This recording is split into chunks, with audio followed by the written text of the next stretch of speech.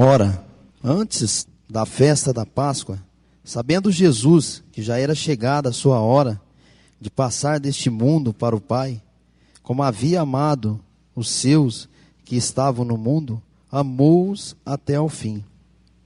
E acabada a ceia, tendo já o diabo posto no coração de Judas Iscariotes, filho de Simão, que o traísse, Jesus, sabendo que o Pai tinha depositado nas suas mãos todas as coisas, e que havia saído de Deus e que ia para Deus, levantou-se da ceia, tirou as vestes e, tomando uma toalha, cingiu-se.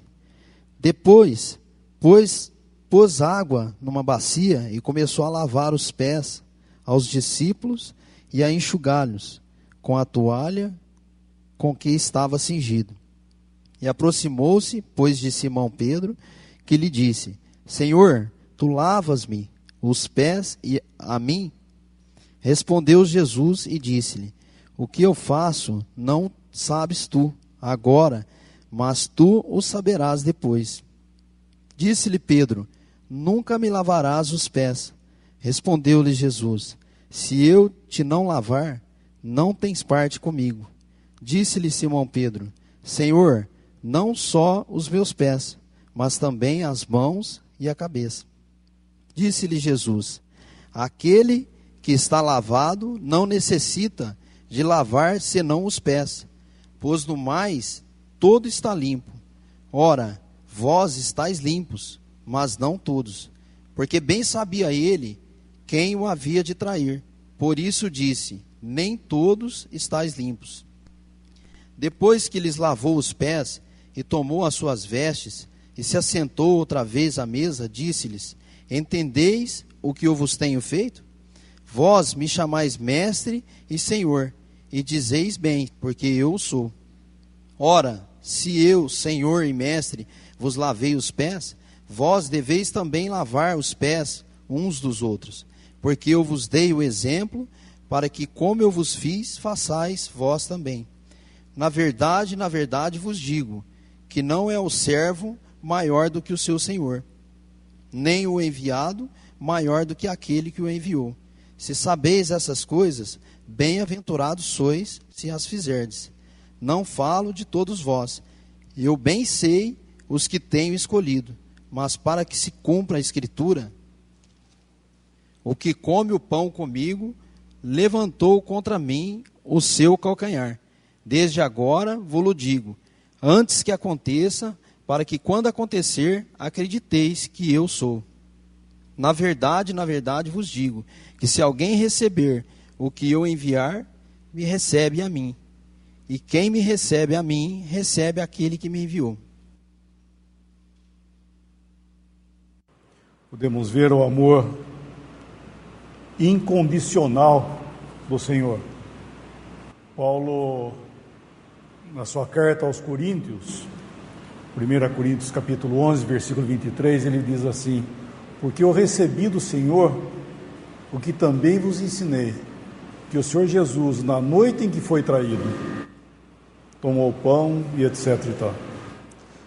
E aqui nós vemos que foi nesse tempo, né, esse acontecimento aqui, que Paulo cita, quando ele institui ali a ceia para os cristãos, em 1 Coríntios capítulo 11, ele cita ele dá esse fato com essa palavra, que na noite em que o Senhor foi traído.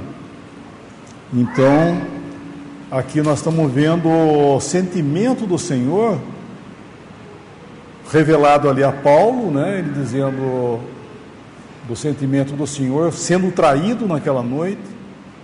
E aqui em João nós estamos vendo que, mesmo com tudo aquilo que estava acontecendo, ele sabendo todas as coisas que ia acontecer, o amor dele foi incondicional. Por isso que diz aqui que, tendo amado os seus, amou-os até o fim. Por que isso? Porque ele é incondicional. Ele, sabendo que ele estava sendo traído, ele sabendo que ele ia ser abandonado por todos ali,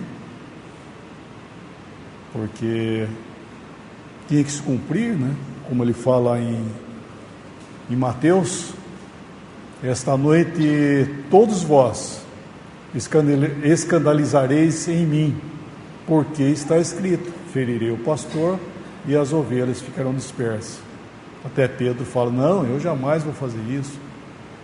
Então ele sabia que tudo isso ia acontecer e ele ia ficar só. E esse amor, é interessante que o Senhor, depois de ressuscitado, ele não vai reclamar deles, do que eles fizeram para ele, de ter abandonado ele e tudo mais. Ele não fala nada, ele não cita isso, porque o amor divino, né, ele está além das desilusões e decepções. Então aqui nós estamos vendo João, né, nos mostra muito esse caráter do coração do Senhor.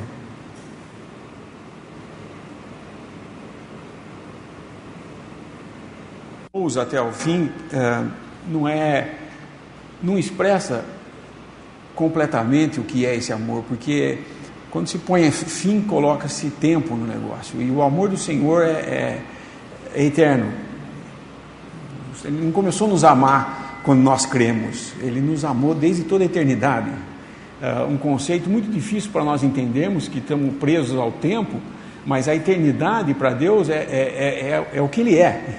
Ele é eterno. Mas essa expressão aqui seria mais: tendo amado os seus que estavam no mundo, amou-os completamente, com toda a sua força. E a expressão desse amor é tanta que há um versículo em João que fala: ninguém tem amor maior do que esse, dar alguém na sua vida. É o 15, né? Versículo 13. Capítulo 15, versículo 13. Ninguém tem maior amor do que este, de dar alguém a sua vida pelos seus amigos. Porém, o Senhor tem um amor ainda maior, porque Ele deu a vida por seus inimigos. Em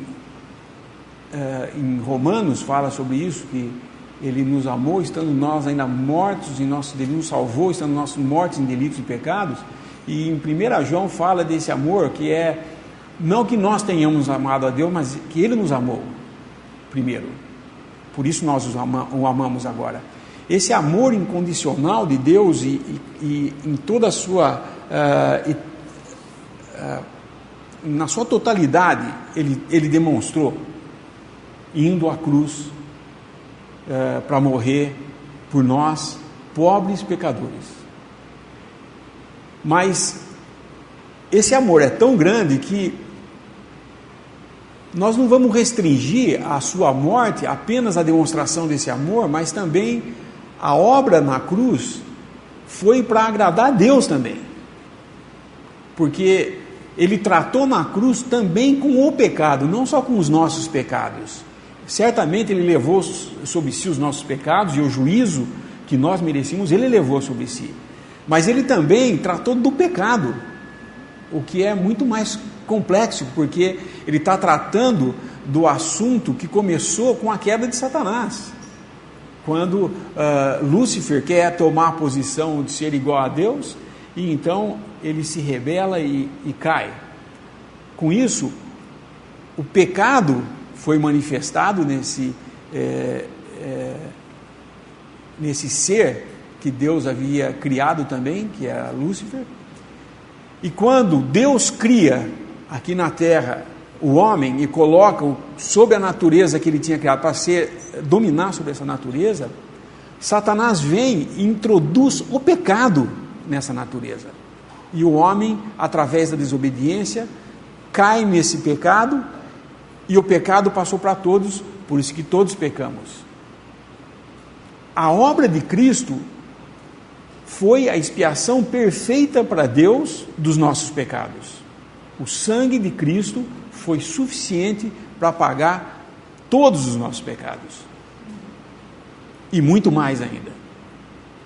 Mas também a sua obra tratou do pecado, encerrando totalmente esse assunto no que diz respeito a toda a eternidade. Por isso que esse versículo quando a gente lê assim, tendo amado os seus que estavam no mundo, amou-os até o fim, amou-os na sua totalidade, completamente. Jeremias 31, versículo 3. Há muito que o Senhor me apareceu, dizendo: pois que com amor eterno te amei, também com amorável benignidade te atraí. Esse é o tamanho, o escopo do amor de Deus eterno. E é interessante nós pensarmos que o Pai ama o Filho. E quando foi que o Pai começou a amar o Filho?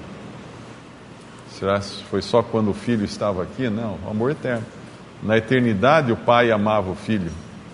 E quando a gente fala na eternidade, parece que é uma coisa que passou, mas não dá para pensar em termos eternos. Porque nossa mente ainda não está ressuscitada. O nosso corpo, o nosso cérebro não estão ressuscitados. Então nós não temos condições de entender a eternidade enquanto nós estivermos nesse corpo. Mas Deus amou o Filho sempre. Amará o Filho sempre. Está amando o Filho sempre. E ao mesmo tempo, quando Deus começou a nos amar? Não começou também. Porque Deus sempre nos amou. Quando Deus amou o mundo? Deus sempre amou o mundo de tal maneira.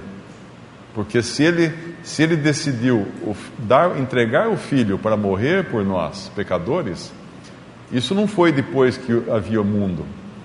Porque antes de todas as coisas serem criadas, Deus, nos seus desígnios eternos, já tinha preparado o Filho para morrer. O Cordeiro foi preparado antes. Foi guardado até o momento certo, Então é interessante nós pensarmos nessa infinitude do amor de Deus, porque isso nos dá uma segurança também. Ele amou os seus e amou-os até o fim. Até o fim como? Até a hora que acabava tudo? Não. Simplesmente Ele vai continuar amando sempre.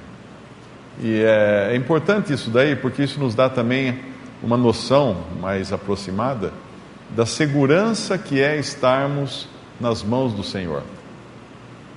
Um irmão outro dia fez uma pergunta: como ele se sentirá no céu quando ele souber que muitos dos seus amigos não foram escolhidos ou não foram eleitos, e estarão sofrendo então no lago de fogo, e ele lá no céu? Como que ele vai se sentir assim? Não dá para saber. Uma coisa nós sabemos, que aí então nós teremos uma percepção perfeita de todas as coisas, e não essa percepção ainda que nós temos aqui parcial, que às vezes também nos leva a achar que Cristo nos ama só quando as coisas estão dando certo e nos deixa de amar, ou nos ama menos ou nos ama mais, ou mesmo quando falhamos, que Ele nos ame menos, Pensamos nisso, porque nós somos assim, nós amamos menos alguém quando a pessoa falha, mas o Senhor... Aquela passagem, é bonita aquela passagem, quando Pedro, depois de ter negado o Senhor, Pedro está lá no pátio da casa do sacerdote, e ele nega o Senhor 3 vezes, e aí o Senhor olha para ele. Eu não sei que passagem que é, se é em João, não sei, é um dos evangelhos que o Senhor olha para Pedro. Podemos até ler a passagem, talvez. Lucas 22, versículo 61. Versículo 60. E Pedro disse: homem, não sei o que dizes. E logo, estando ele ainda a falar, cantou o galo. E virando-se o Senhor, olhou para Pedro. E Pedro lembrou-se da palavra do Senhor, como lhe havia dito: antes que o galo cante hoje, me negarás 3 vezes. E saindo Pedro para fora, chorou amargamente.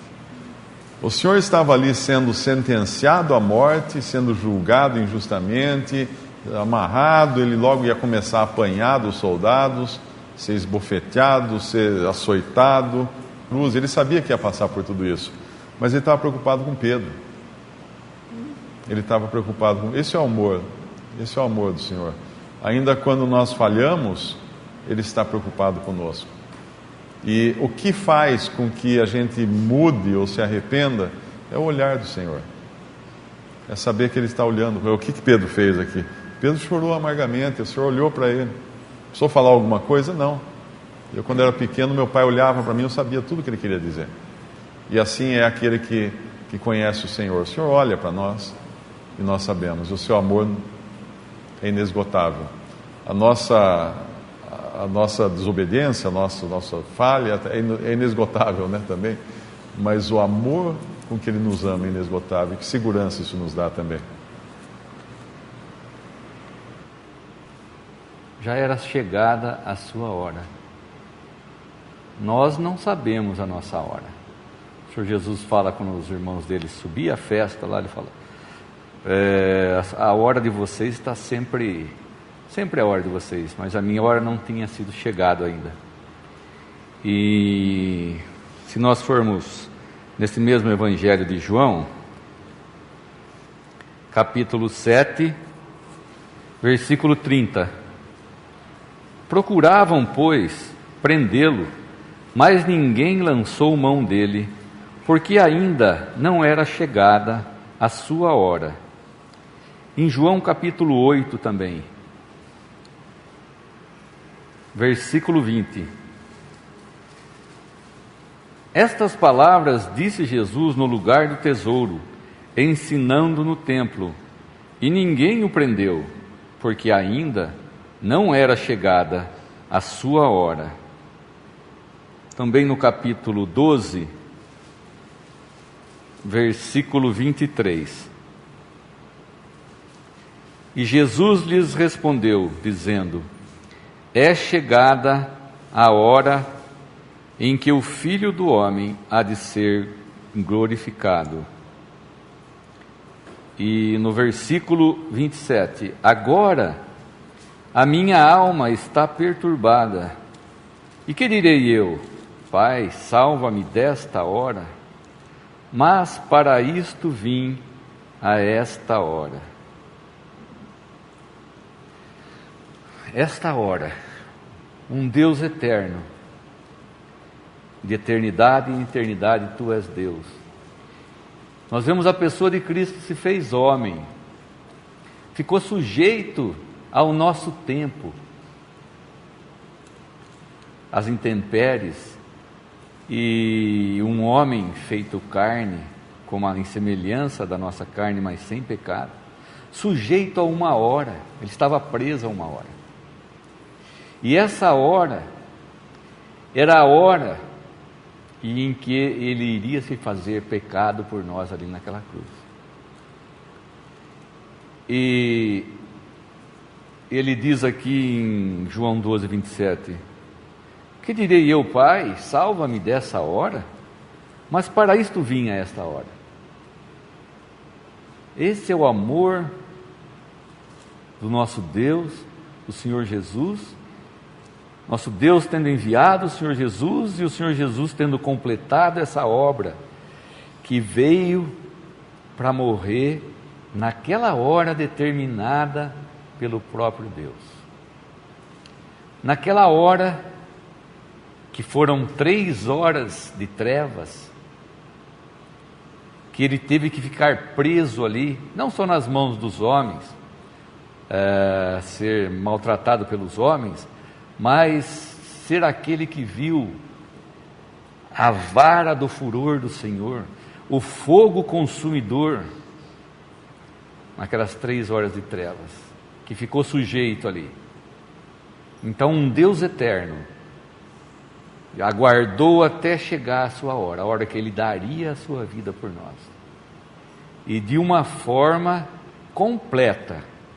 Ele, como o irmão disse, Ele tirou os pecados de uma vez para sempre, essas 3 horas de trevas na mão de Deus, essa hora que havia de chegar, essa hora que já está no passado para nós, nós podemos olhar e voltar e ver o Senhor Jesus ali sofrendo naquela hora o juízo que era devido aos nossos pecados.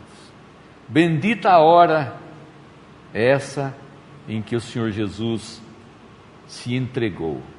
Como ele disse, ninguém poderia colocar a mão nele antes da hora. E ele diz, agora é chegada a hora. Nenhum homem colocou a mão nele e levou-o para a cruz, não é? Tinha um exército de anjos que ele podia chamar ali, naquela hora que ele estava sendo beijado por Judas. E ele diz, se o meu reino fosse desse mundo, pelejariam os meus servos para que eu não fosse entregue. Então, quando chegou a hora dele, ele voluntariamente, segundo ele havia recebido do Pai, essa ordem de dar a sua vida em favor de muitos. Quando chegou a hora, bendita a hora, como eu já disse, ele deu a sua vida por nós. E nós fomos de uma vez por todas salvos através dessa obra maravilhosa feita uma só vez. Bendita a hora essa.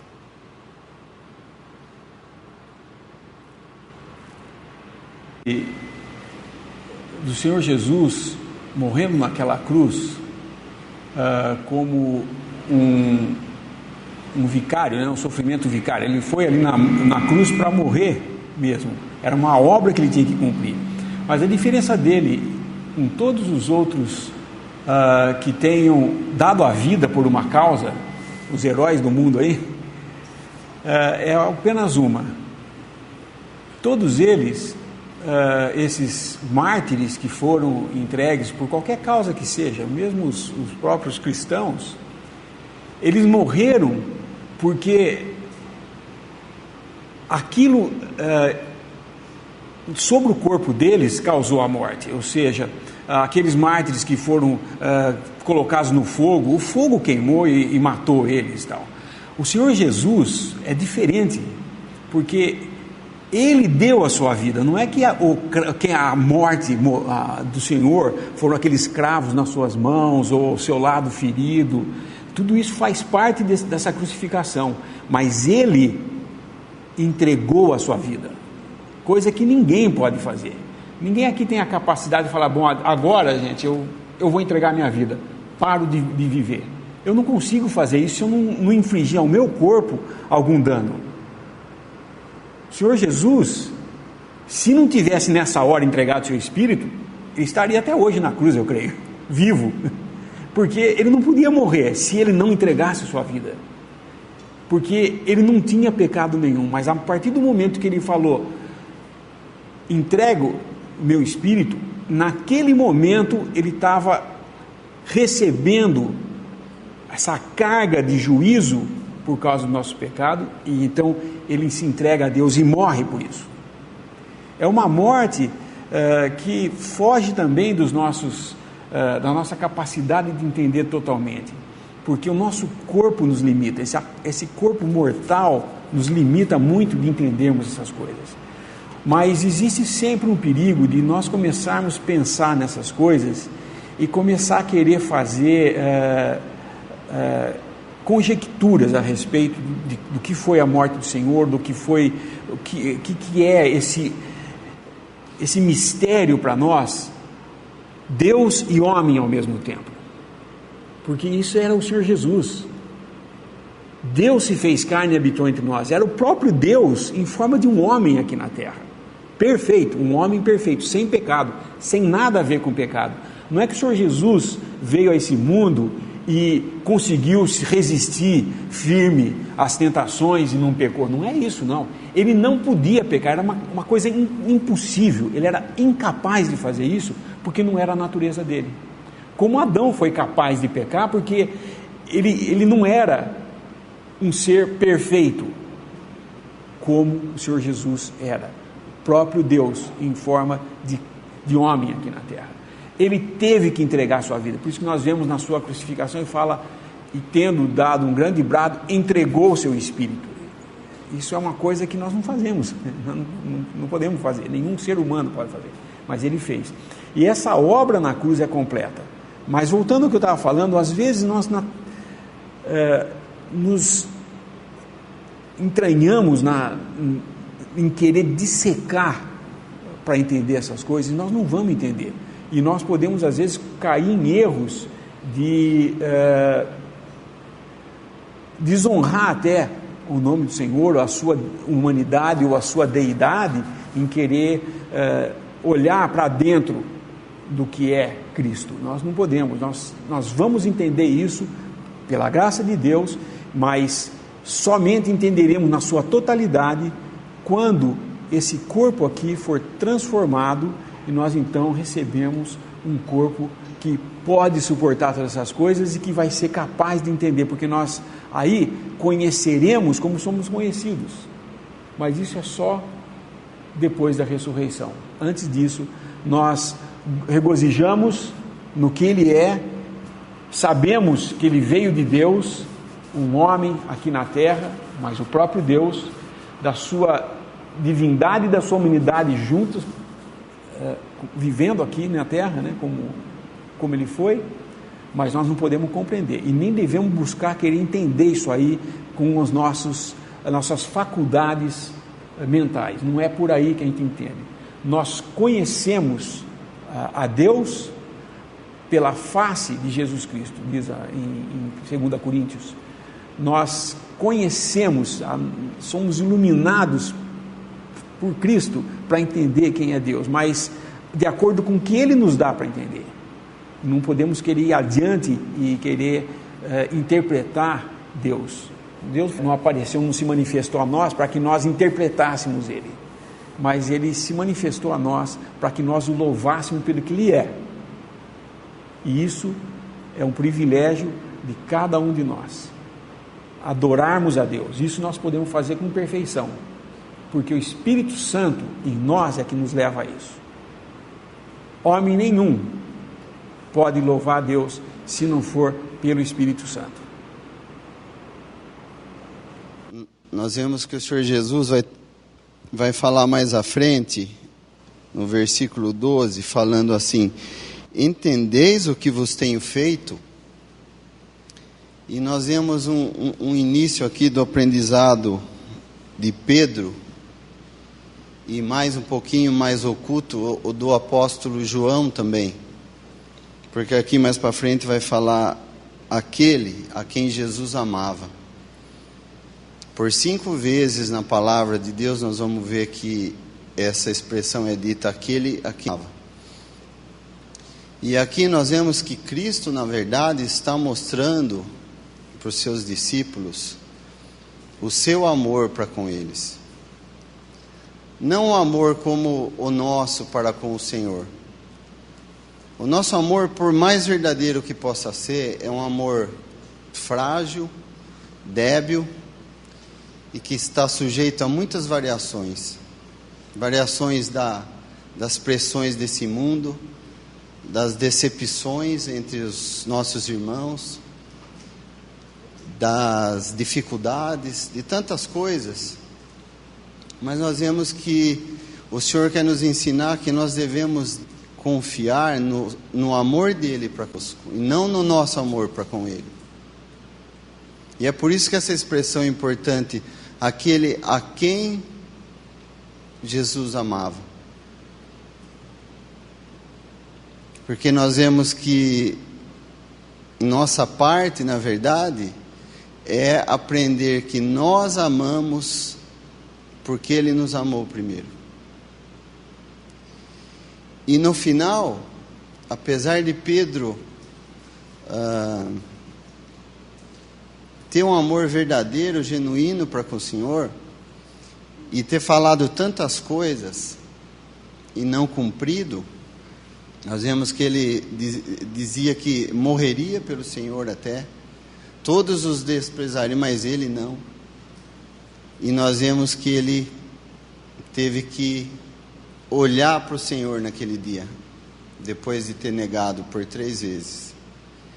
Mas nós vemos que o Senhor, como foi dito, com amor, com misericórdia, era como se Ele tivesse dito: não tem problema, Pedro, o meu amor por você é até o fim.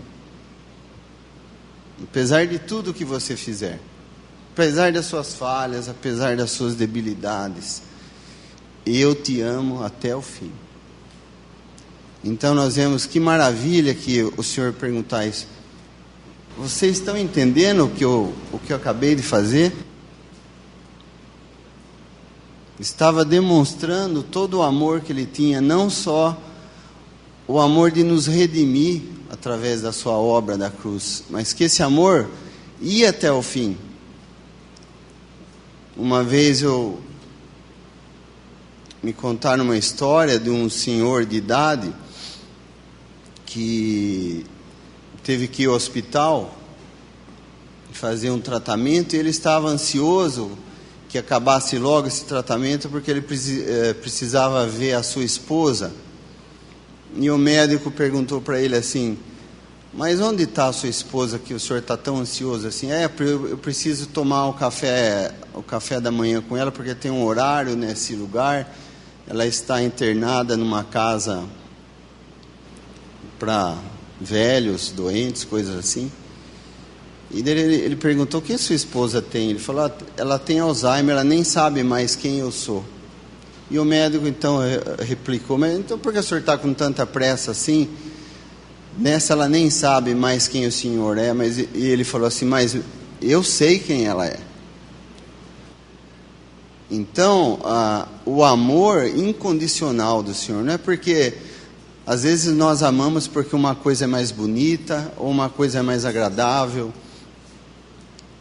mas o Senhor nos ama do início ao fim, apesar de tudo, apesar das nossas fraquezas, das nossas debilidades, do nosso amor que varia tanto para com Ele, apesar das decepções que trazemos a Ele. E que maravilhoso é nós termos um Deus assim, um Deus que, apesar de termos a falha até do amor de uns para com os outros, Ele pôde, ao ensinar a Pedro, como se nós pudéssemos dizer qual foi o aprendizado que o Senhor Jesus quis dizer para Pedro, era assim: se você quer me amar, então apacenta as minhas ovelhas.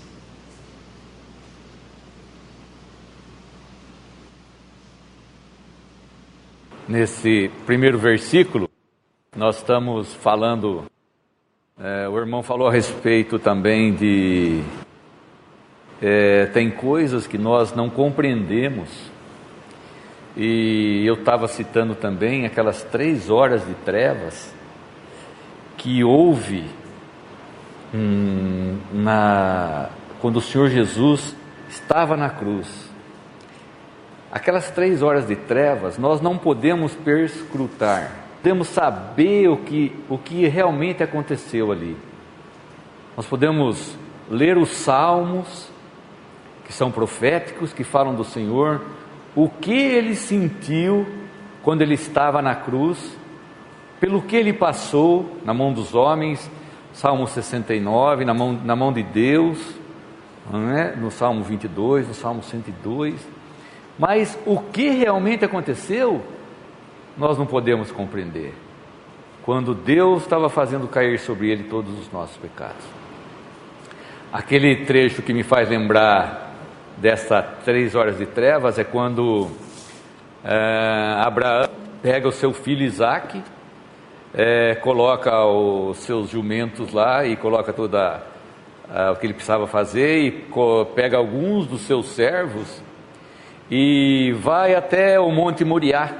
Ele leva 3 dias, vão os servos, vão os jumentos, vai Abraão e Isaque.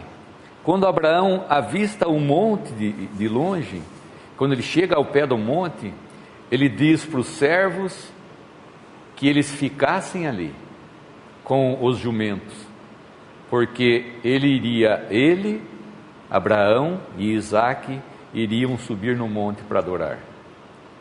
Nós podemos chegar até o pé da cruz, como chegaram esses servos de Abraão, como chegaram os jumentos, com a nossa inteligência, com o que nós podemos perscrutar até ali. Mas o que se passou lá em cima do monte, só entre o pai e entre o filho. Isso se passou entre os dois, entre Abraão, por exemplo, e entre Isaque. O que aconteceu na cruz foi entre Deus e o Senhor Jesus.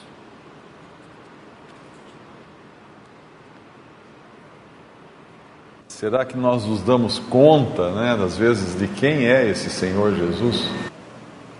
O versículo 3, Jesus, sabendo que o Pai tinha depositado nas suas mãos todas as coisas e que havia saído de Deus e ia para Deus. Essa é a pessoa divina de nosso Senhor. E aquele que recebeu tudo das mãos do Pai. O Pai havia depositado nas suas mãos todas as coisas. E isso nos dá uma segurança tremenda, porque hoje o cristianismo é muito misturado, e principalmente misturado com humanidade, com esforço humano, com capacidade humana. E a gente pode perguntar: que capacidade nós temos diante de quem recebeu das mãos do Pai todas as coisas, de quem saiu de Deus e voltou para Deus, e de quem nos ama sem limite? Quanto de amor eu posso ter por essa pessoa? Qual o amor? Qual a medida de amor? É claro que, se partir de mim, vai ser sempre menos do que o suficiente. O que eu posso fazer por essa pessoa? Nada, absolutamente nada. Se nós entendêssemos mais quem é Cristo, quem é essa pessoa de Cristo, eu acredito que nós faríamos menos e adoraríamos mais. Ficaríamos mais ocupados com a sua pessoa.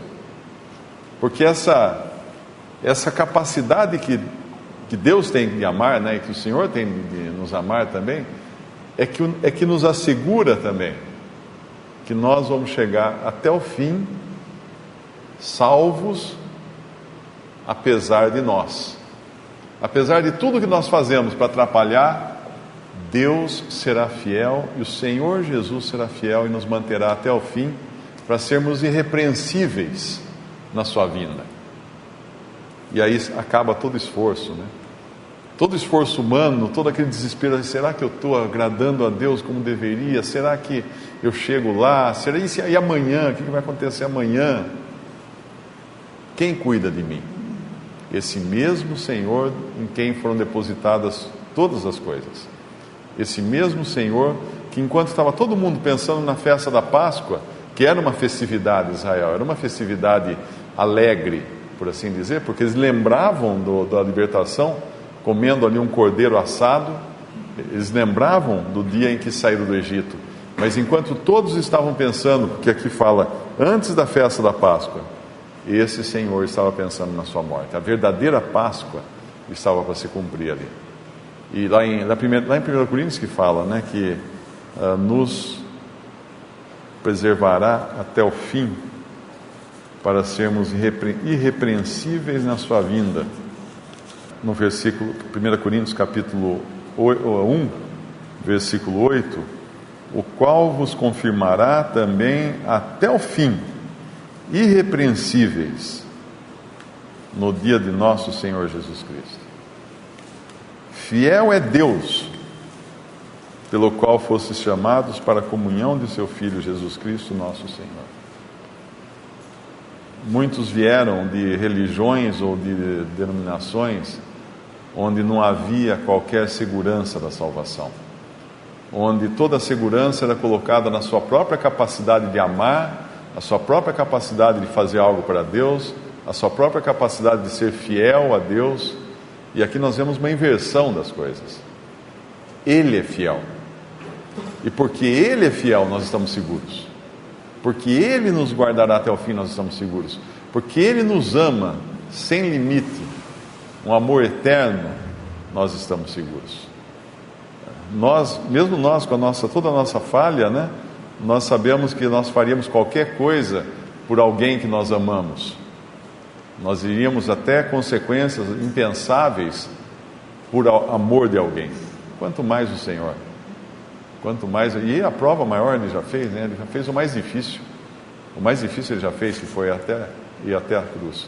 E agora, salvos, que descanso para nós pensarmos. E agora, nessa continuidade do texto, imagine aquele em cujas mãos foram depositadas todas as coisas, se abaixando na frente dos seus discípulos para lavar seus pés. Eu nunca lavei os pés de ninguém, a não ser de meus filhos, né, quando voltavam sujos da brincadeira, vai lá, mas lavar pé de criança é uma coisa, lavar pé de adulto é outra, completamente diferente. E ali estava o Senhor, aquele diante de quem, alguns momentos antes, alguns dias antes, talvez, eles estavam discutindo qual deles seria o maior. E agora está ali o Senhor, o Criador de todas as coisas, agachado na frente deles, lavando os pés. E não só lavando, enxugando também. Tirando qualquer excesso de água ali que pudesse ter, enxugando. Fazendo um trabalho, um serviço completo com eles. Limpando os seus pés, que era o lugar que se apegava à sujeira desse mundo, à poeira desse mundo. E o Senhor nos lava os pés hoje, continua lavando os nossos pés hoje pela sua palavra. Quando ele fala aqui que eles já estavam lavados, eu creio que é no sentido da palavra, né? Versículo 10, disse-lhe Jesus: aquele que está lavado não necessita de lavar, senão os pés, pois no mais todo está limpo.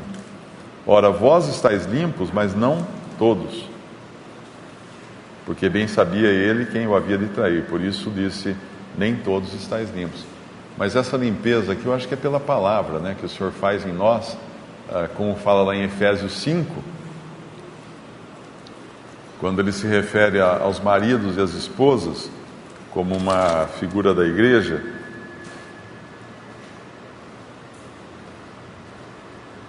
Capítulo 5 de Efésios, versículo 25.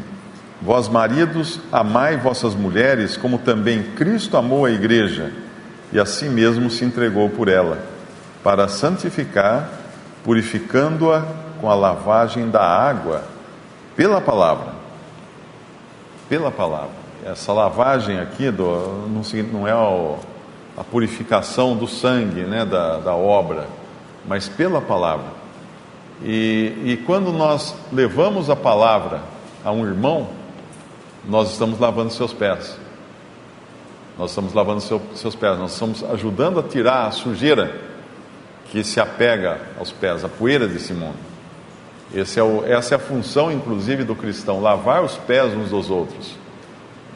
Normalmente nas religiões tem o lava-pés, né, aquela cerimônia, mas a coisa é muito mais profunda aqui do que uma cerimônia exterior. É efetivamente aplicar a palavra de Deus uns nos outros, para nós nos limparmos uns aos outros pelo poder da palavra, não pela nossa capacidade, mas da palavra. E aí a importância de nós sermos esses vasos que levem a palavra. Nós às vezes não damos conta de como é importante levar a palavra de Deus para alguém.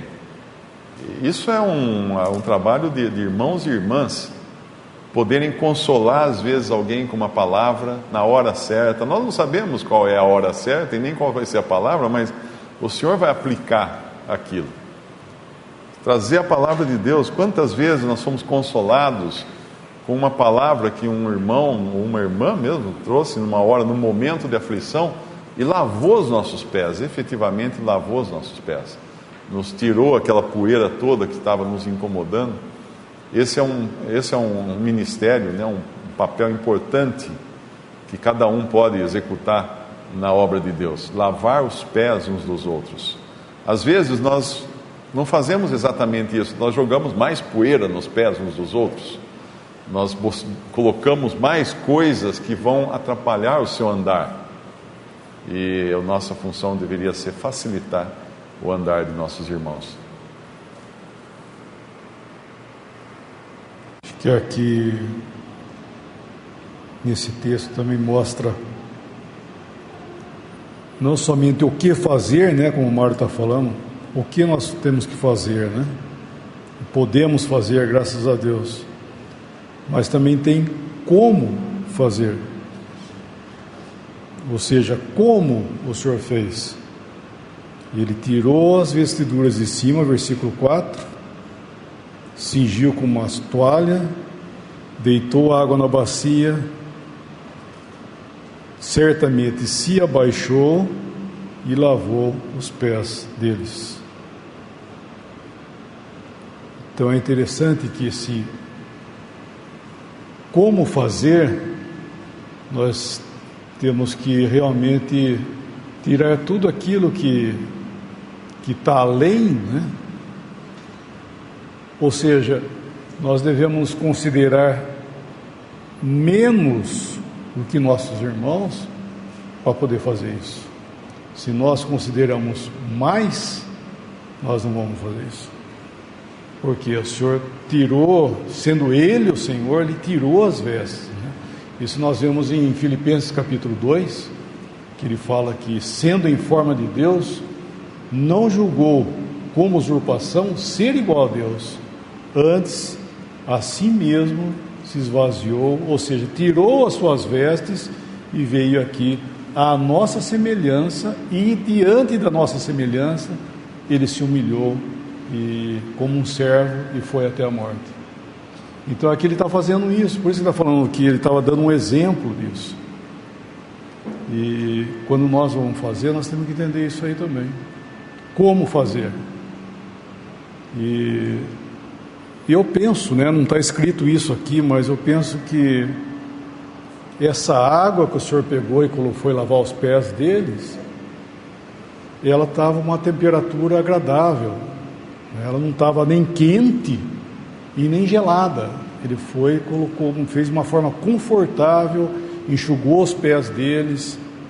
Então eu creio que é isso, né? Nós devemos saber como fazer, não somente o que fazer, porque às vezes nós podemos pegar e jogar a palavra assim como água fervendo em cima dos nossos irmãos. Não adianta, isso aí não vai lavar ninguém, não.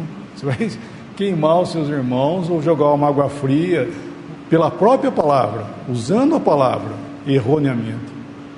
Então aqui nós vemos que não somente fazer, mas como fazer. E isso é muito importante, né? Por isso que eu creio que o Senhor deixou, como ele diz aqui, deixou exemplo, versículo 13, né? Se ele, sendo quem ele era, ele fez isso, como? Como ele está mostrando. Não somente o que, mas como. E lembrar, irmãos, que quando a palavra fala para nós nos humilharmos, nós devemos entender que somente uma pessoa, um homem, teve o poder de a si mesmo se humilhar. Foi o Senhor. Nós não temos poder em nós de nos humilharmos a nós mesmos. Nós temos uma natureza extremamente orgulhosa que nós não nos humilhamos.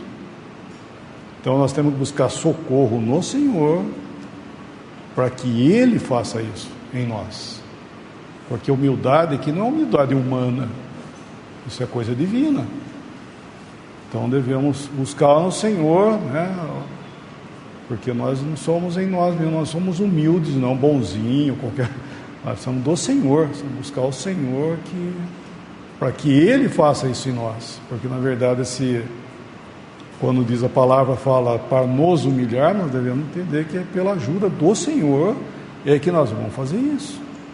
Assim como amar meu irmão aqui, ó. Amar meu irmão do lado aqui, é o Senhor que vai ter que promover isso no meu coração, para que eu ame Ele, porque eu tenho amor em mim, não tenho. O amor do Senhor em nós é que nos promove a amar nossos irmãos, cuidar dos irmãos, lavar os pés, isso tudo provém dele. E temos isso, né? Estou dizendo isso positivamente, né? Saber que nós temos isso nele. E nunca achar que o Senhor esteja ou está, né, decepcionado conosco. Pedro pensou isso lá em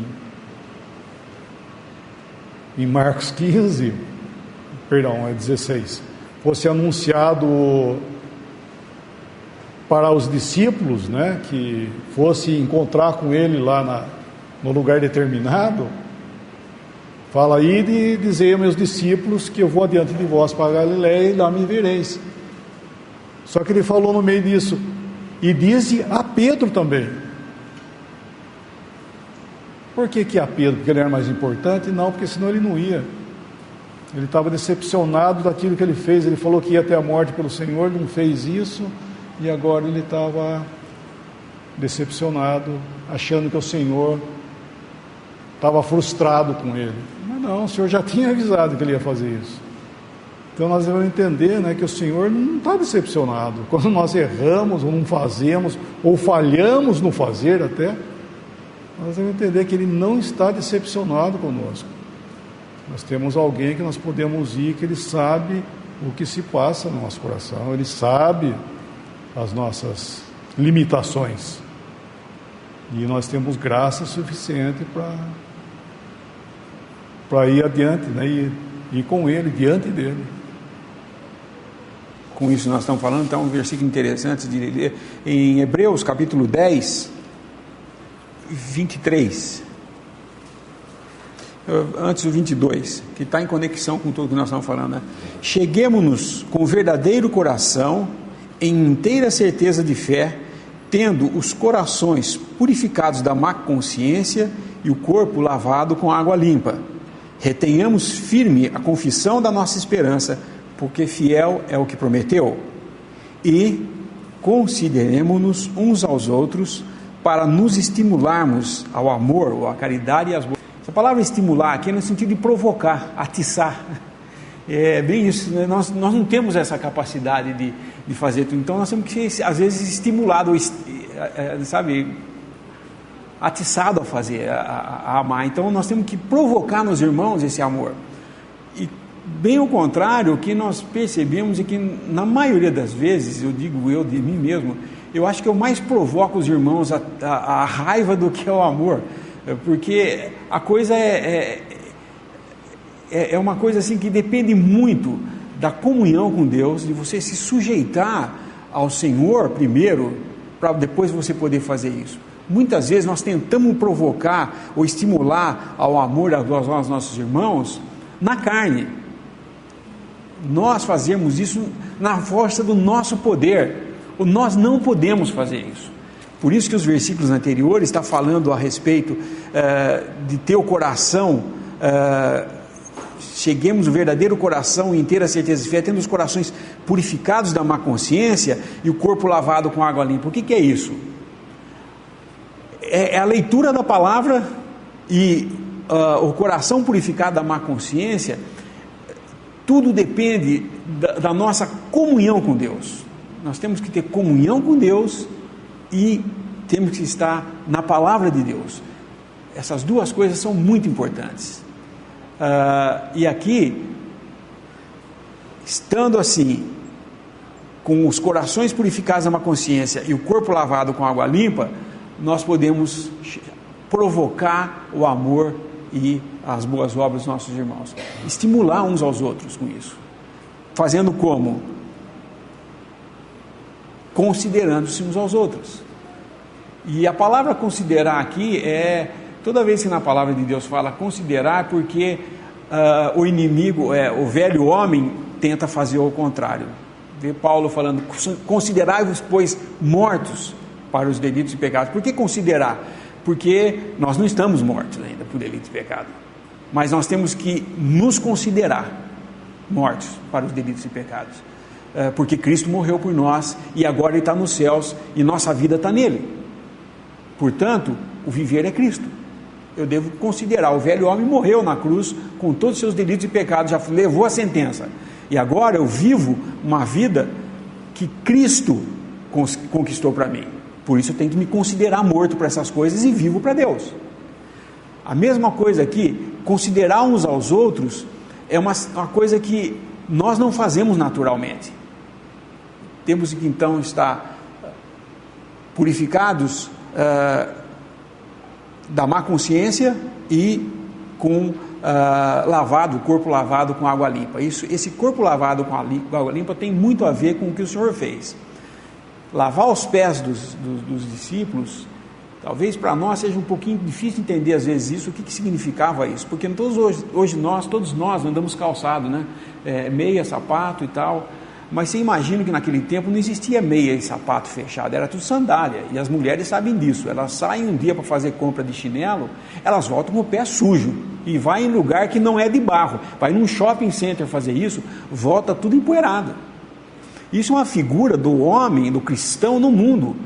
Nós não podemos pensar que porque nos convertemos, agora nós vamos ficar trancados numa redoma, totalmente imunes às coisas do mundo. Não, nós temos que trabalhar, temos que estudar, nós temos que ter contato com o mundo. E esse mundo suja os nossos pés. Apesar de estarmos limpos pela palavra, o andar desse mundo aqui, no trabalho, nas coisas que fazemos, suja os nossos pés. Então nós temos que lavar os pés uns aos outros. Do quê? Dessas coisas que o mundo contamina. A nossa necessidade de estar contaminado com as coisas do mundo. Não digo isso com respeito a pecado, não é pecado isso. Lavar os pés não é perdoar pecado aqui. Não é falar, não vou nem pensar no que você fez de errado. Não é isso. O verdadeiro amor fala, você está errado quando você peca. O irmão tem que falar, você está errado o que você está fazendo. Agora, lavar os pés é tirar essas coisas que o mundo incrementa. Então nós ficamos o dia inteiro nessas coisas. Quando nós estamos com os nossos irmãos, vamos conversar dessas coisas que vão limpar essa poeira do mundo, não acrescentar mais. Falar, então você viu, e começar a conversar das coisas que nós conversamos no trabalho, nas coisas que nós precisamos necessariamente conversar. Não, é lavar os pés uns aos outros. E o Senhor faz isso, mostrando para eles, olha, assim como eu fiz, vocês vão fazer isso. E essa exortação vale, é provocar, estimular uns aos outros no amor e as boas obras. Acho que o tempo já acabou, né?